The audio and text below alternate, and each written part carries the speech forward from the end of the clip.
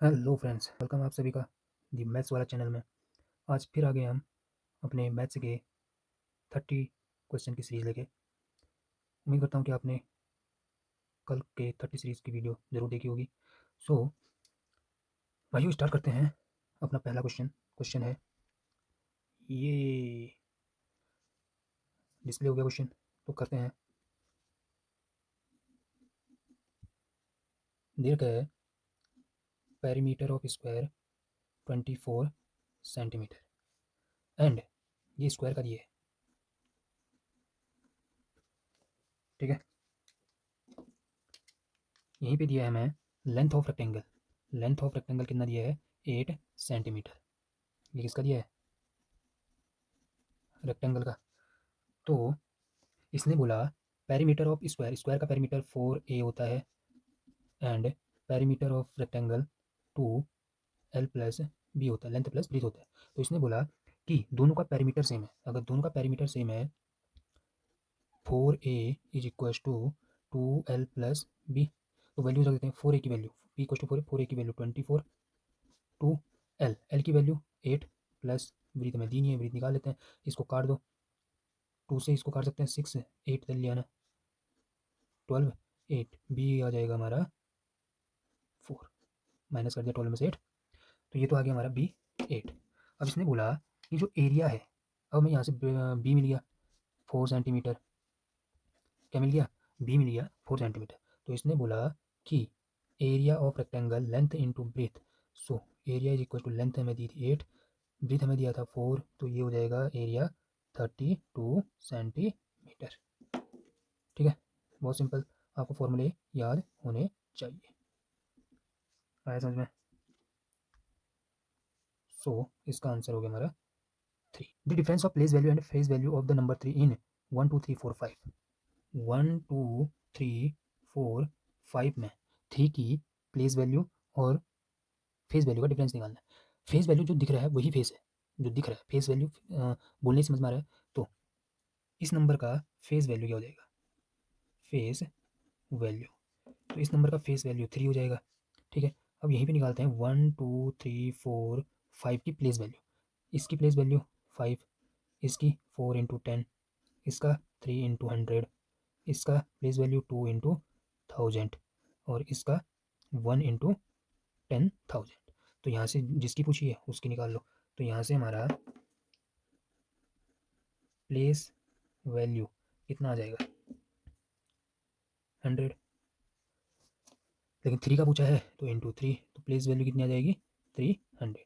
अब place value और face value का डिफरेंस से पूछा है, तो ये क्या हो जाएगा, 300 माइनस 3 इज इक्वल टू 297। तो ये हो जाएगा हमारा आंसर। आगे समझ में, बहुत सिंपल है ना। अब आते हैं आगे, तो इसका थर्ड आंसर। अब इसने बोला which one of the following is not correct. क्या 56.7 किलोग्राम इक्वल है 5670 ग्राम के। देखते हैं, हमें पता है 1 kg इज इक्वल टू 1000 ग्राम होता है।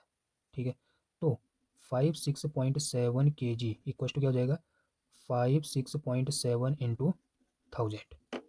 अगर हम इसको इंटू करें तो क्या हो जाएगा, 567, एक जीरो कट गया, डबल जीरो, तो ये तो इतना ग्राम आ रहा है, लेकिन हमें दिया था इतना, तो ये इक्वल नहीं है। ठीक है, तो इसका आंसर तो हमारा फर्स्ट से ही निकल गया। सो इसका आंसर हमारा 1 हो जाएगा। ठीक है, और क्यूब है 6 फेसेस होता है, 6 फेस होते हैं, और क्या होते हैं, 12 एज होते हैं और 8 कॉर्नर होते हैं, तो याद रखना। और 1 मिलीमीटर 0.1 सेंटीमीटर होता है, क्योंकि 1 सेंटीमीटर इक्वल टू 10 मिलीमीटर होता है। और पॉइंट के बाद जो लास्ट में जीरो होता है उसको कोई मान्य नहीं होता, तो ये दोनों सेम। ठीक है, the speed of a boat in a river is 20 kilometre per hour and the speed of another boat is 23 kilometre per hour. They travel in the same direction from the same place at a same time. The distance between the boat after 3.5 hour is. Speed of boat one की speed क्या है, 20 kilometre per hour है। Speed of boat two, second boat की speed क्या है, 23 kilometre है। ठीक है, अब इसने बोला दोनों बोट एक ही डायरेक्शन पे जा रहे हैं।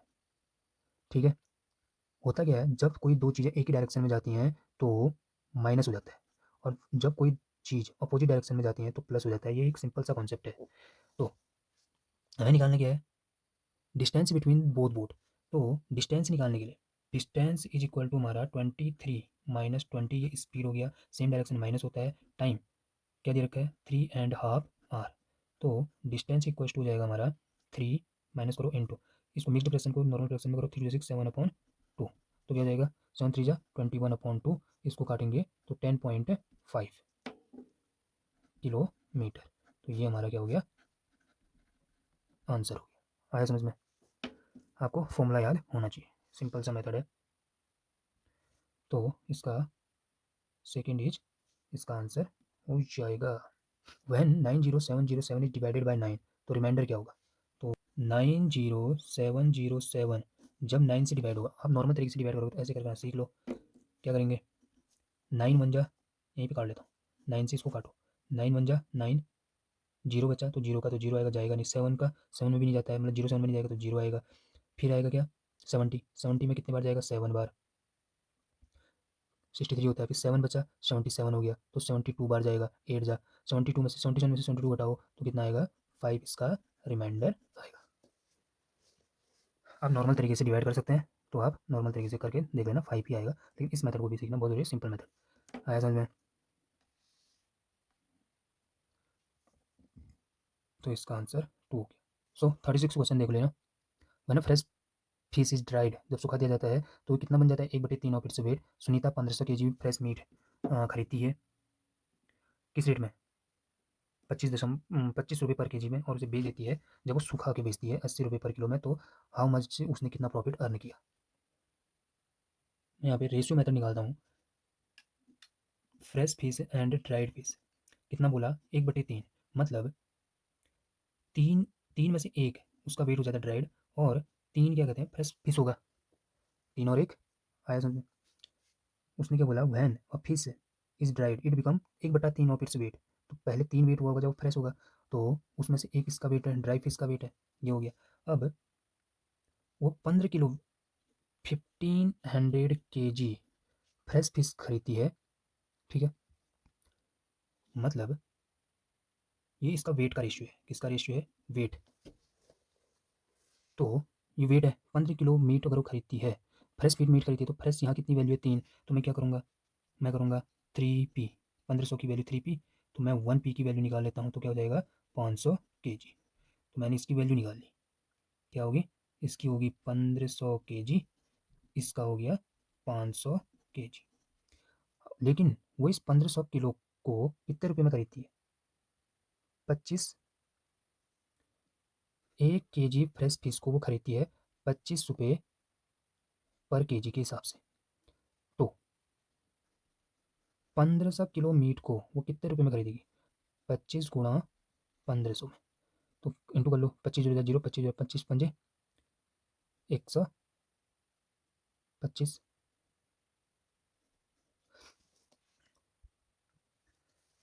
कितना आया 1500 मीट को 25 0 0, 25 0 0, 25 5 125, तो 12 इसका कैरी, 25 × 25, तो ये कितना हो गया 37,500 में खरीदती है। तो ये इसका क्या हो जाएगा, ये इसका कॉस्ट प्राइस हो जाएगा। अब वो किस सेलिंग प्राइस, वो बेचती कितने में है, वो ड्राई फ्रूट 500 किलो, 500 kg को 80 रुपये के हिसाब से बेचती है, तो 0 0 0 40,000 रुपये में बेचती है। तो अगर प्रॉफिट निकालना है तो प्रॉफिट के लिए फॉर्मूला होता है क्या, selling price minus cost price, विक्रय मूल्य माइनस क्रय मूल्य। तो प्रॉफिट इक्वल टू क्या हो जाएगा, 40,000 माइनस 37,500 को घटा लो, कितना आ जाएगा 2,500। तो ये हमारा क्या आ गया आंसर, ठीक है। तो 1 इसका आंसर हो गया। लुक एट दिस पैटर्न, मैं यहीं पे समझा दे रहा हूँ, बहुत सिंपल है। 9 - 1 जब डिवाइड कर रहे हैं 8 से, तो 1 आ रहा है। 98, यहाँ देखो 98 को 2 जब माइनस कर रहे हैं तो 1 2 आ रहा है, ठीक है। तो यहाँ देखो 9876 को जब माइनस करेंगे 4 में, तो 8 से डिवाइड करने पर 1 2 3 4 आ रहा है।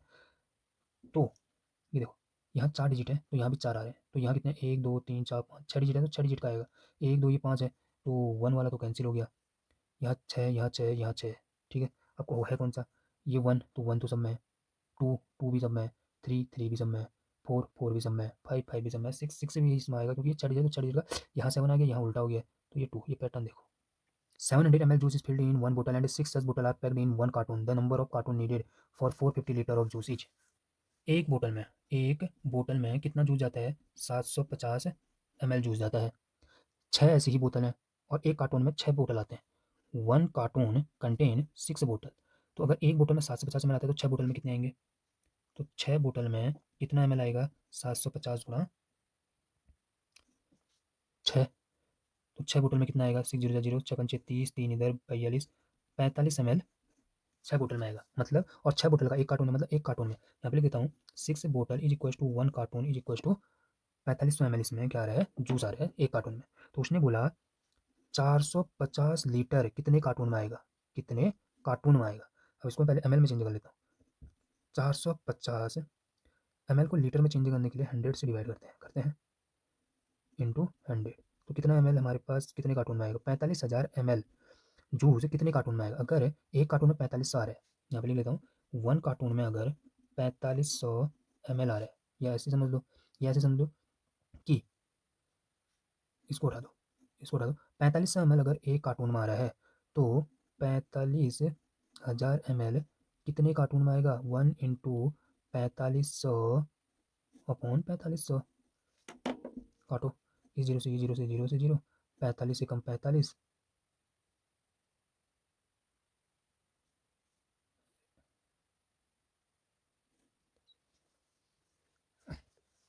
तो कितना आ गया? 100 कार्टून में इसको हम भर लेंगे। ठीक है, तो इसका 100 कार्टून आएगा। ये इसका आंसर हो गया। ठीक है, ओ अच्छा, इसको 1000 कर लेना क्योंकि कितना लीटर होता है ये, तो यहाँ एक और जीरो लगा लेना तो अब आ जाएगा। ठीक है, तो ये आ गया 100 कार्टून में इसको हम डाल सकते हैं। तो इसका आ जाएगा fourth option. Internal length breadth and depth of the rectangular box is 432। How many such boxes are needed to pack 8664 centimetre cube? Dimension of rectangular box का डायमेंशन क्या है? 4 centimetre. Length into breadth into height होता है, तो 4 centimetre, 3 centimetre into 2 centimetre. ठीक है, तो निकाल लो, ये तो डायमेंशन हो गया। ठीक है, तो वॉल्यूम निकाल लो। वॉल्यूम होता है length into breadth into height, तो क्या हो जाएगा? 4 इंटू 3 इंटू 2 is equal to 24 centimetre cube. अब इसने क्या बोला? Number of boxes, number of boxes is equal to volume of cube. क्या होता है? बड़े वाले का volume of, number of boxes के लिए वॉल्यूम ऑफ क्यूब, मतलब बड़े वाले का क्यूब अपॉन छोटे वाले का volume, volume of rectangular box. तो निकाल लो, तो रख दो वैल्यू। वॉल्यूम ऑफ क्यूब इन्होंने बोला था मैं 8664 है, छोटे वाले का हमने निकाल दिया, तो ये कितना आ जाएगा? 12×24, 12 से काटो, 12×7 84, 2 इधर, 12×24, 2 इधर, 2 2 से काटो, 2 3 6 6 1, तो ये हो जाएगा 361 आंसर। नंबर ऑफ बॉक्सेस 361 आया समझ में? तो इसका आंसर 361 हो गया। ठीक है, तो गाइज हमारे मैथ्स के 15 क्वेश्चन, अभी 10 क्वेश्चन कंप्लीट हुए हैं। अब इसमें पैरागोडिक पोर्शन आ गया है, 2-3 क्वेश्चन, 4-5 क्वेश्चन और बचे हैं हमारे मैथ्स के, उसको जब आएगा तब करेंगे क्योंकि 15-15 क्वेश्चन आते हैं। सो पैरागोजी स्टार्ट करने से पहले दोस्तों प्लीज़ लाइक शेयर सब्सक्राइब कर देना, सपोर्ट करो। अगर आपको डेली 30 क्वेश्चन का सीरीज मैथ्स की चाहिए तो, और मैं डेली ऐसे ही 30 क्वेश्चन का सीरीज लेके आपके सामने हाजिर हो जाऊँगा दिल खोल के। चलो नाउ स्टार्ट करते हैं। 40 write the equivalent fraction of 1/3। The above question asked to student of class 4 refer to, क्या रिफर करता है? Lower level demand task as it required procedural skill only. Lower level demand task as it is based on memorisation only. Higher level, लेकिन इसने बोला कि class 4 primary level पे higher level तो हो ही नहीं सकता। मैं ये दोनों कैंसिल कर दूंगा, हायर लेवल डिमांड तो कोई है ही नहीं।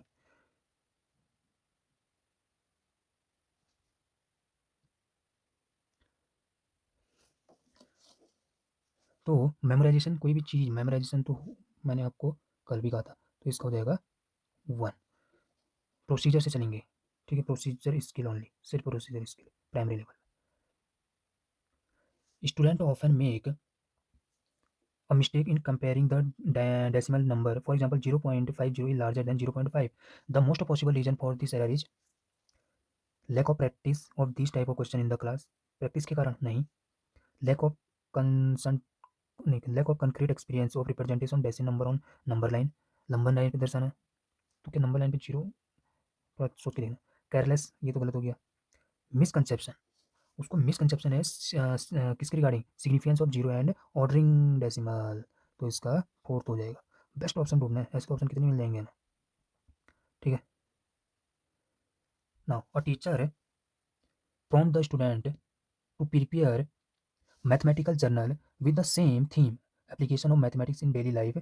This activity is, ये एक्टिविटी कौन सी है, to test the student understanding of mathematical concept, model बनाने में, to provide opportunity to student share their idea and knowledge, to help student to sense the mathematics sense, मतलब touch करना है क्या, थोड़ा तो गलती हो गया, to help student to connect mathematical concept and its application and to share their knowledge and idea. ये दोनों ऑप्शन फोर्थ में समा गए हैं। क्या बोला, कॉन्सेप्ट को भी कनेक्ट करे और एप्लीकेशन, उसके एप्लीकेशन को भी, और शेयर करे अपने नॉलेज और आइडिया को, दोनों क्या कहते हैं, फोर्थ ऑप्शन में आ गया, तो इसका आंसर फोर्थ। क्वेश्चन दिख रहा है ना। According to the van Hiele level of geometric thought, the 5 level are visualisation, analyse, informal deduction, formal deduction and rigour. ये है इसके वैन हेले, इसको मैं क्या कहते हैं रील में डाल दूंगा, आप वहाँ से देख लेना इसी चैनल में। Some polygon are given to child two of class third for sorting, sorting के लिए दिया गया है, तो ऑप्शन क्या है, ये दिए हैं देख लेना।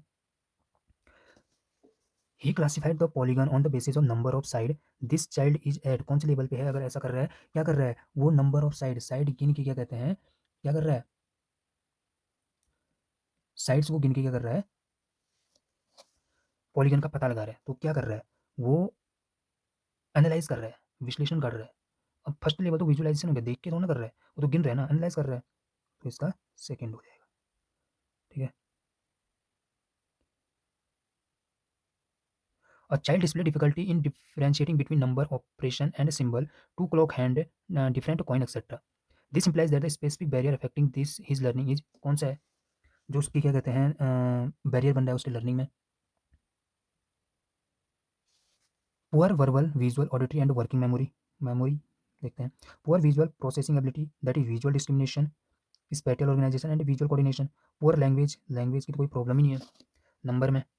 Poor motor skill, motor skill क्या, वो फिजिकल वर्क तो कर नहीं रहे, ठीक है। वर्बल, विजुअल एंड ऑडिटरी, सुनना, सुनने का तो इसमें कोई काम ही नहीं हो रहा है, तो इसका आंसर टू हो जाएगा, ठीक है।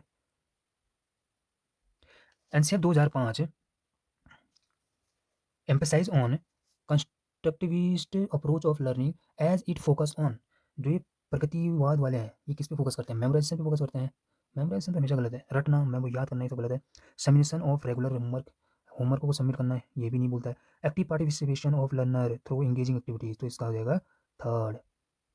46, ये डायग्राम देख लो, ठीक है। ये कुछ पूछ रहा है, ये जो डायग्राम है ऐसे वाले, तो ये क्या दर्शाता है बोलता है, ठीक है। So the way of representing 15 और any other number the above manner can be use to teach concept है। कौन सा कॉन्सेप्ट है वो, क्या है, एक तरीके से हम उसको जियो बोर्ड ले सकते हैं, ठीक है। क्या ले सकते हैं, जियो बोर्ड। तो एरिया एंड कॉम्पिटेटिव प्रॉपर्टी, जैसे मैंने कहा 3 into 5 या 5 into 3, कॉम्पिटेटिव प्रॉपर्टी क्या होता है, A into B is equal to B into A, तो ये तो सिखा रहा है। एरिया, एरिया भी सिखा रहा है, एरिया भी सिखा रहा है क्या, एरिया तो इससे नहीं सीखेगा, क्योंकि क्वेश्चन में क्या बोला, 15 और any number in above manner, ठीक है। कॉम्पिटेटिव प्रॉपर्टी ऑफ मल्टीप्लिकेशन दिखा रहा है, identification of prime, prime number दर्शा रहा है क्या, 1 into 5 या 3 into 5, 1 into 15, 1 इसमें प्राइम हो गया, 3 into 5 में दोनों प्राइम हो गए, तो ये तो दिख करा रहा है। कंपोजिट नंबर, दो कंपोजिट नंबर है क्या, वो भी है ना।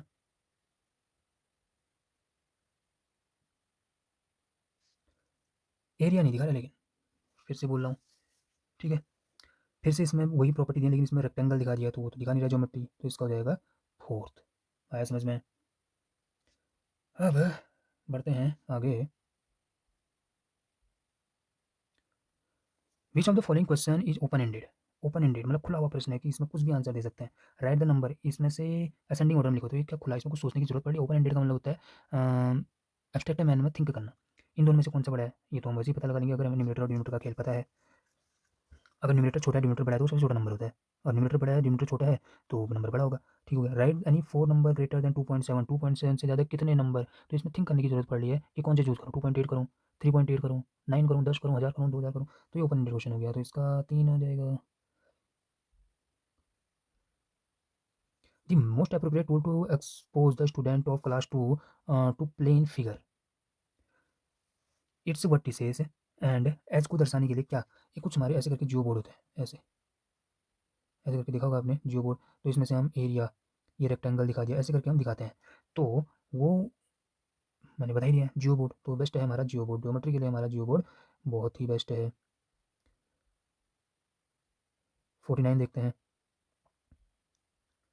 Following is the problem from textbook of class 5, there are four pole of measure 105, 215, 150 और 235। If they have to be cut into pieces of equal length, what is the maximum length of each piece? This question is asked to, क्यों ask किया गया? Test knowledge of factor and multiple, इसमें factor और multiple हो रहे हैं, देख लेना। Check the skill of finding HCF, enhance problem solving using learn concept है कि ये तो क्या है, ये एक तरीके से लैंग्वेज वाला क्वेश्चन है कि इसमें हम कौन सा कॉन्सेप्ट लगाएंगे, तो इसमें प्रॉब्लम सॉल्विंग स्किल हमेशा काम आएगी, तो इसका हो जाएगा थर्ड। हम इसमें कोई एचसीएफ एलसीएम ये नहीं करा रहे हैं, ठीक है। 50 में आ जाओ।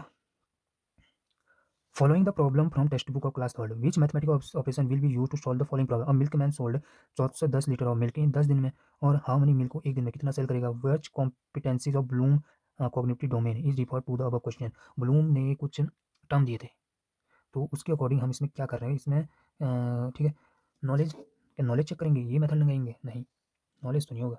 कॉम्प्रिहेंशन कर रहे हैं, सिंथेसिस लास्ट स्टेप होता है।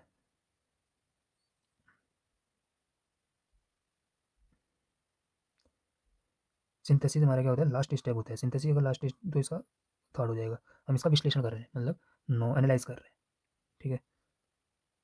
Rashid is studying in class 5, he can classify various type of rectangle in different categories but has difficulty understanding the abstract proof for the sum of three angle in a triangle to be always 180 according to Piaget cognitive theory। Rashid is at, Rashid किस जगह पे, मैंने कल ही आपको अपनी class में बताया था, एब्स्ट्रैक्ट थिंकिंग हमेशा लास्ट स्टेज में होती है, और अगर एब्स्ट्रैक्ट थिंकिंग अगर नहीं कर पा रहा है तो वो कौन सी स्टेज में है, वो कॉन्क्रीट एक लेवल पीछे है, तो इसका फर्स्ट हो जाएगा। तो मेरी कल की क्लास देखना, इसमें मैंने बहुत अच्छे समझाया है।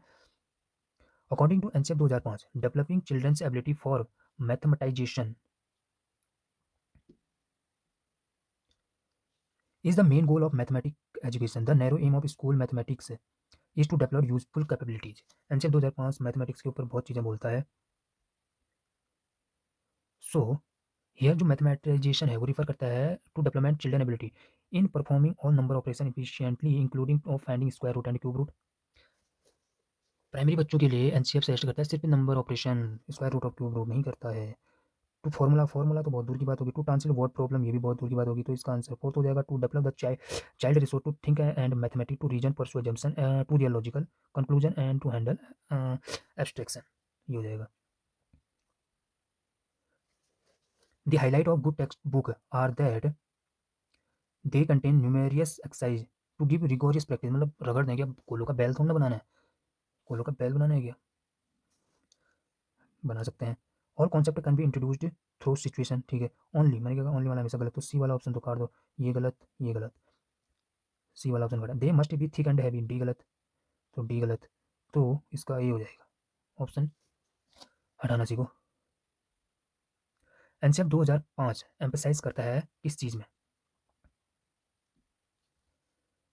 Succeeding in mathematics should be mandatory for every child, student should be tested first for their logico mathematical ability, maths curriculum shall be separate for low achiever, ये तो गलत हो जाएगा। Math shall be taught to selective, खाली selective student के लिए तो बढ़ाना चाहिए नहीं।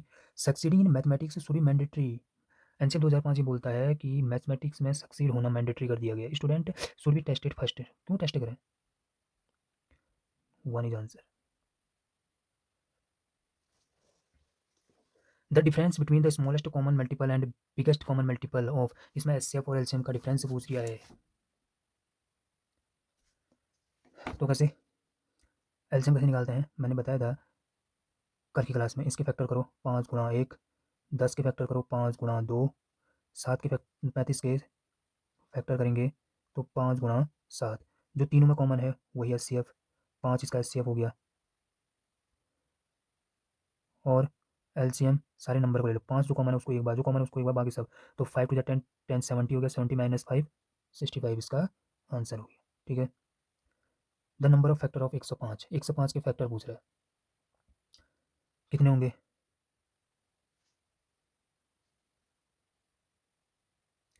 105 के फैक्टर फैक्टर पूछ रहा है, तो इसको 105 को कैसे लिखते हैं? 3 × 5 × 7, 3 × 5 × 7। तो मैं इसको बता देता हूँ।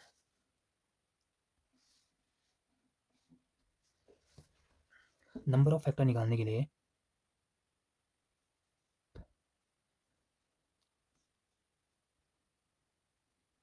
56 क्वेश्चन देखते हैं। 105 का फैक्टर निकालो। इसको हम 3 × 7 × 5 लिख सकते हैं। 35 × 3 105। इनकी पावर देखो, तो number of factor equal to होता है इनकी पावर में एक एक जोड़ो, 1 + 1 इंटू 1 + 1 हर की पावर में इंटू 1 + 1, तो हो जाएगा 2 × 2 × 2 = 8। तो टोटल इसके कितने फैक्टर हो जाएंगे? 8 फैक्टर हो जाएंगे। आइयो समझ में नहीं आइयो? आ गया होगा ना? तो इसका आंसर 4 हो जाएगा, 4 ही हो जाएगा। If the time now is 2:17 है। क्या है? 2:17 है। और what will the time after 11 h 59 m? 11 h 59 m कर दो। अभी देखो ये पीएम है, पीएम मान लो अभी 2:17 पीएम हुआ है, तो ये तो अप्रोक्सी 17 भी जोड़ दो तो 12 हो जाएगा, तो एम आंसर, तो आंसर तो एम जोड़ दो। 9 7 16, एक इधर 5 1 7 13, 13 का मतलब एक होता है। अब यहाँ से 60 76 तो कोई मिनट ही नहीं होता है, 60 इधर ले जाओ, मतलब 1 घंटा इधर ले जाएंगे तो 14 हो जाएगा, तो 14:16 तो मतलब 2:16 ये इसका आंसर हो जाएगा। ठीक है, number of degree in 3 1/2 right angle triangle, मतलब 90 राइट एंगल ट्रायंगल होता है। 3 × 1/2 मतलब 3 से 1/2, 45 45 दिया, 3 × 6 7/2, तो 90 इंटू, कैसे लिखेंगे? फिर 3 से ही 1/2 को कैसे लिखते हैं? देखो 3 से ही 1/2 को हम 3 × 6 7/2 लिखते हैं। ठीक है, तो यहाँ पे हम लिखेंगे